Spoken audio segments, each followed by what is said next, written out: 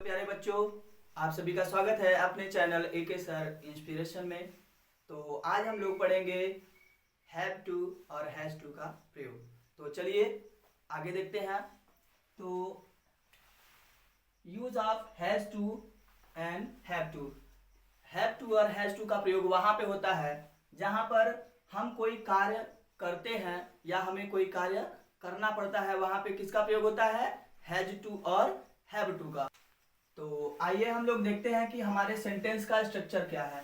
ठीक, तो सबसे पहले क्या होता है, हम लोग रखते हैं सब्जेक्ट को हिंदी में बोलते हैं कर्ता, और सब्जेक्ट के तुरंत बाद रखते हैं हैज टू और हैव टू। फिर हैज टू और हैव टू के तुरंत बाद रखते हैं वर्ब का फर्स्ट फॉर्म वर्ब। फिर उसके बाद रखते हैं ऑब्जेक्ट मतलब कर्म। तो आइए हम लोग देखते हैं कि हैव टू का प्रयोग किसके साथ होता है और हैज टू का प्रयोग किसके साथ होता है। तो हैव टू का प्रयोग बहुवचन कर्ताओं के साथ किया जाता है, जैसे आई, वी, दे और यू। यहां पर आई का मतलब होता है मैं, वी का मतलब होता है हम लोग, दे का मतलब होता है वे लोग, यू का मतलब होता है तुम या आप लोग। हैज टू एक वचनकर्ताओं के साथ में प्रयोग किया जाता है, जैसे ही, शी, इट या कोई नाउन नेम। तो ही का मतलब हिंदी में क्या होता है? ही माने वह, शी माने वह, ये स्त्रीलिंग के लिए है और ये पुरुष लिंग के लिए। इट मतलब कोई छोटे कीड़े मकोड़े जैसे जंतु जानवर के लिए क्या में प्रयोग मिला जाता है? इट का, या निर्जीव वस्तु के लिए इट का प्रयोग किया जाता है। फिर आता है नेम, जैसे कोई नाउन हो और वह अकेले ही हो तो वहां पे किसका प्रयोग किया जाएगा? हैज टू का। आगे हम लोग देखते हैं सेंटेंस कैसे बनता है। जैसे दिया है मुझे जाना है, क्या है दिया है सेंटेंस? मुझे जाना है। तो मुझे का अंग्रेजी क्या होता है? आई। क्या होता है? आई। और आई के साथ हम लोग देखेंगे कि कौन सा वर्ब जो है हमारा मेन वर्ब यूज होगा। तो वर्ब जो है हैव टू, क्योंकि ये बहुवचन के साथ में प्रयोग किया जाता है, तो हो जाएगा हैव टू। क्या हो जाएगा? Have to. जाना का क्या होता है? आई हैव टू गो, माने क्या होता है? जाना, तो हो जाएगा आई हैव टू गो। फिर देखिए दूसरा सेंटेंस है, दिया है मुझे खाना बनाना है। क्या दिया है? मुझे खाना बनाना है। तो मुझे का हो जाएगा मीनिंग आई,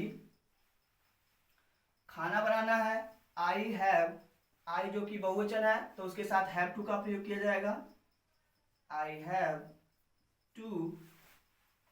अब देखिए खाना पकाना क्या होता है, सब लोग जानते हैं, कुक मतलब होता है भोजन पकाना।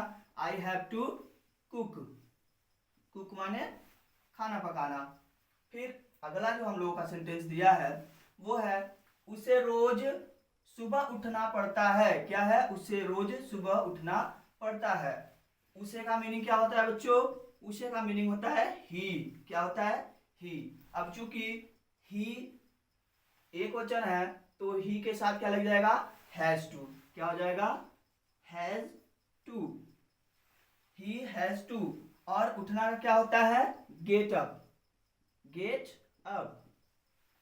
ही हैज टू गेट अप। और रोज का क्या आता है? रोज सुबह का एवरी मॉर्निंग। क्या हो जाएगा? Every morning. Every morning. तो अगला जो सेंटेंस है हम लोग का देखते हैं, मुझे पढ़ना है। क्या है? मुझे पढ़ना है। मुझे का क्या होता है बच्चों मीनिंग? अभी पीछे हमने बताया आई। क्या होता है? आई। और चूंकि आई बहुवचन करता है इसलिए उसके साथ हैव टू का प्रयोग किया जाएगा। तो आई हैव टू रीड। क्या हो जाएगा? I have to read. Read माने क्या होता है? पढ़ना होता है बच्चों। रीड माने पढ़ना होता है। अगला जो सेंटेंस है वो है मुझे रोज बाजार जाना पड़ता है। क्या है? मुझे रोज बाजार जाना पड़ता है। तो मुझे का क्या हो जाएगा? I have to. I have to. जाना का क्या होता है बच्चों? जाना का I have to go to I have to go to daily market. क्या हो जाएगा बच्चों? Daily market.